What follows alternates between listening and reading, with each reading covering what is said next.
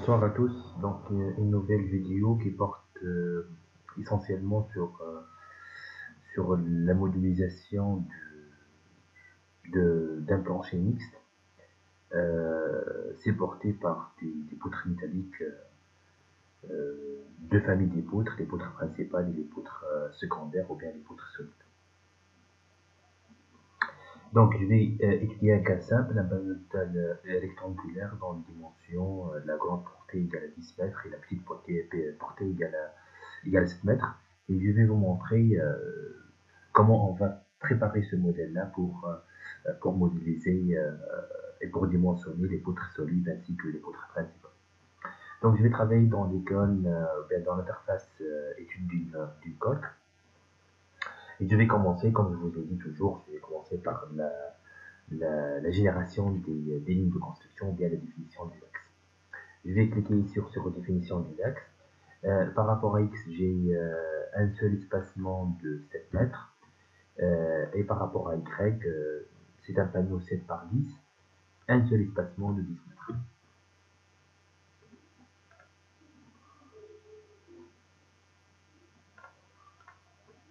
Et comme hauteur du poteau, je vais prendre un poteau d'auteur 2005.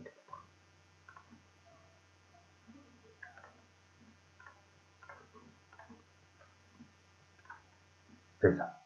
Donc, je vais commencer par les poteaux. Et les poteaux sont articulés en bas.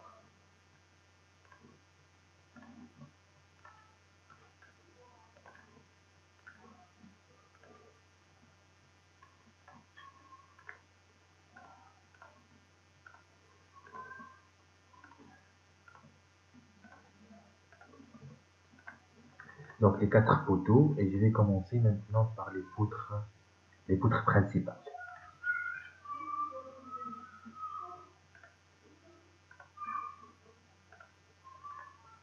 Donc le plancher mix, c'est un plancher qui porte dans la petite dimension. Donc ici j'ai un panneau 10 mètres par 7 mètres, et donc le sens porteur du plancher mix, c'est le sens de 10 mètres. Donc je vais ajouter ici des solives parallèles, espacées de 2 mètres, et dont la portée de chaque solive, ou bien de chaque poutre secondaire, égale à 7 mètres, appuyée sur les poutres principales. Donc la charge générée par le plancher sera supportée par par les poutres secondaires et par la suite par les poutres principales. Les poutres principales vont transformer les charges vers les poteaux vers les fondations. Donc qu'est-ce que je vais faire maintenant? Je vais diviser ces deux barres-là en 5 espacements. Donc, dans l'espacement égal de mètres, c'est déjà la portée de la dalle ou bien c'est les distances entre les poutres solides. Je vais cliquer sur édition, diviser la barre. Je vais générer 5 espacements avec 5 espacements, donc 10 sur 5 égale 2 mètres, donc notre axe égale à 2 mètres. Générer des nœuds sans diviser la barre, ça j'ai besoin de générer des nœuds sans effectuer une division pour les barres. Et je vais tracer maintenant les poutres solides. Je vais transformer par translation la poutre par rapport à Y de 2 mètres. Ok. Donc, maintenant, vous avez ici les poutres principales, les poutres secondaires, les poutres solides, les poutres principales et les poteaux. Donc, je vais garder un IPE 300 pour les poutres secondaires.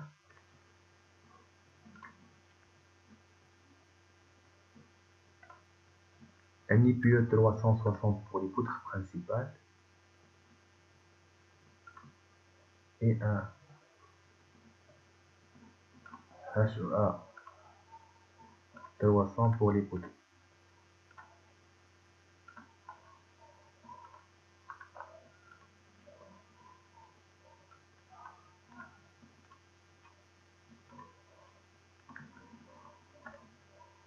Je vais changer les couleurs des barres.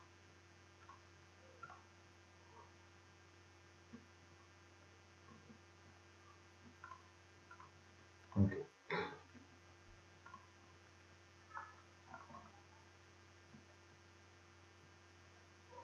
Si j'ai besoin maintenant d'excentrer les poutres solives en haut, si les poutres solives sont appuyées sur les poutres principales, parce que vous connaissez que pour robot, la liaison entre les différentes barres, c'est entre axes. Donc je peux ici excentrer les poutres principales en haut. Je vais cliquer sur définition de la structure, sur excentrement. Et dans excentrement, je vais définir une nouvelle excentrement. Par rapport au repère local, je peux ici afficher le repère local de chaque barre, ou bien je vais excentrer la barre par rapport au repère global. Donc je vais travailler toujours par rapport au repère euh, global. Z, c'est la flèche bleue. Et donc je vais excentrer la barre de 30 cm vers le haut par rapport à Z. Et c'est le relâchement, ou relâchement, pardon, c'est l'excentrement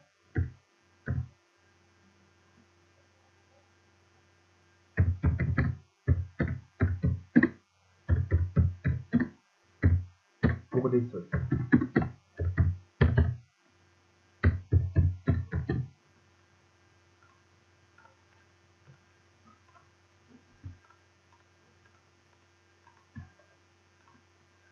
Donc, dans le cas où les poutres solides sont appuyées sur la poutre principale, donc normalement c'est comme ça l'assemblage, mais si j'ai besoin de excentrer une barre par rapport, je vais toujours, la distribution de la charge est correcte, mais pour l'affichage, je peux afficher des poutres appuyées, comme pour les pannes par exemple, les pannes sont appuyées sur les traverses, et donc je peux excentrer les pannes de la hauteur, d'une distance égale à la hauteur, pour avoir une panne appuyée sur la semelle supérieure de chaque partie. Donc, je peux ici afficher introduit. Dans favori, je peux afficher l'excentrement. Et comme ça, donc regardez, c'est ça le point d'application, c'est-à-dire du point de vue du centre de charge, il est correct, mais juste les, euh, les profilés sont déjà excentrés et appuyés sur la semelle supérieure si c'est le cas. Après, je vais générer une surface face au bardage et pour définir finalement notre panneau sur lequel, bien sûr, je vais appliquer les charges. Donc, ici par défaut, si je vais afficher les zones de répartition de la charge, il porte par défaut dans deux sens. Puisque j'ai choisi ça pour traçage du contour, j'ai choisi ce sens-là comme le premier sens, ou bien la première direction. Donc, c'est le X déjà. Le sens porteur, c'est déjà le X pour ce panneau-là, c'est le premier sens choisi. Ah, j'ai choisi ce sens-là. C'est l'inverse. C'est Y. Comme j'ai expliqué dans l'autre vidéo, le premier sens choisi, j'ai tracé comme ça le panneau.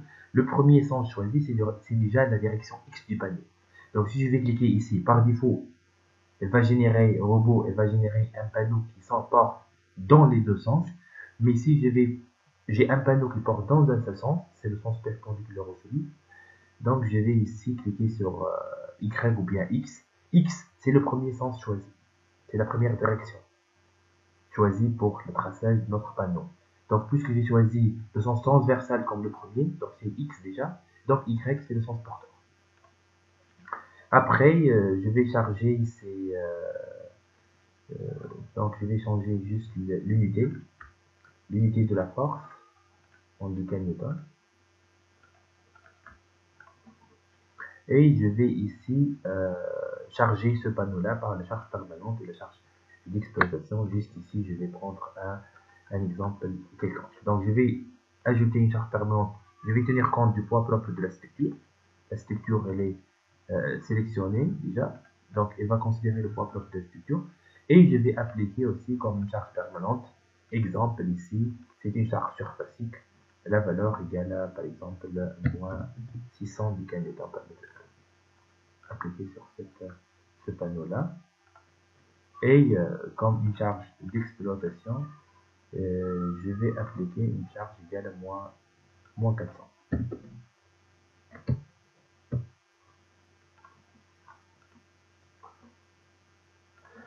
Donc, le reste, c'est finalement, je vais lancer le calcul pour vérifier la stabilité de la structure, la stabilité globale de la structure.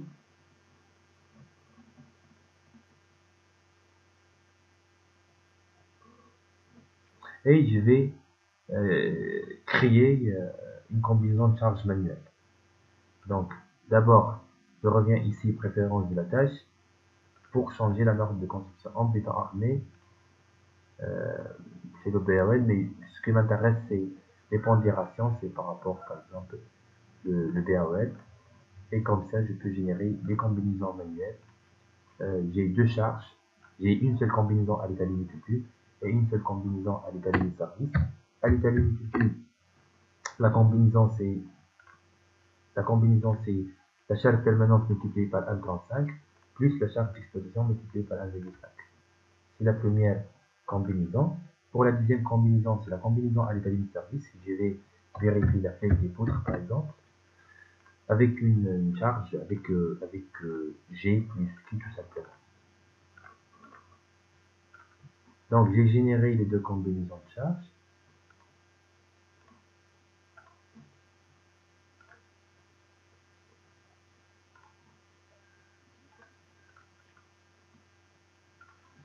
Pour vérifier,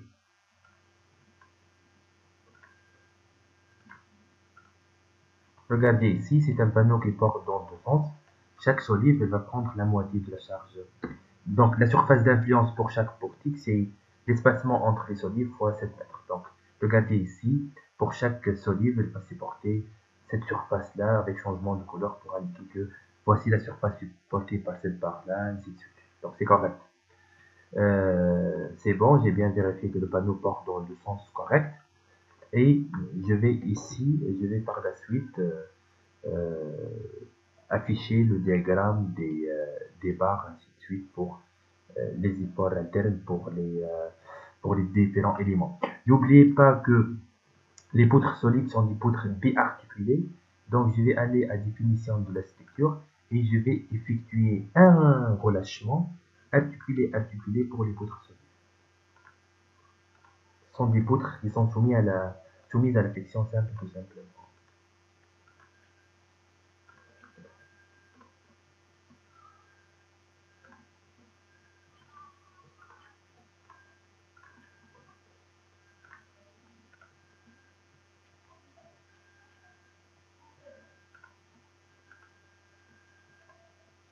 Donc, regardez ici, j'ai une poutre. Les poutres solides sont des poutres soumises à la flexion simple.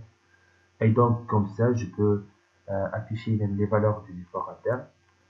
Et donc, pour dimensionner les poutres, j'ai besoin de ces efforts internes. Je peux par la suite dimensionner et vérifier les éléments métalliques, les poutres solides et les poutres principales. Avec robot, je peux déterminer les efforts internes et je peux effectuer un calcul manuel simple selon le code 3 pour dimensionner ces éléments.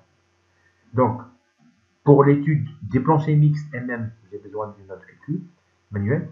Pour les dimensionnements des éléments métalliques, des poutres solides et les poutres principales, les poteaux aussi, je dois modéliser ça sur robot en suivant.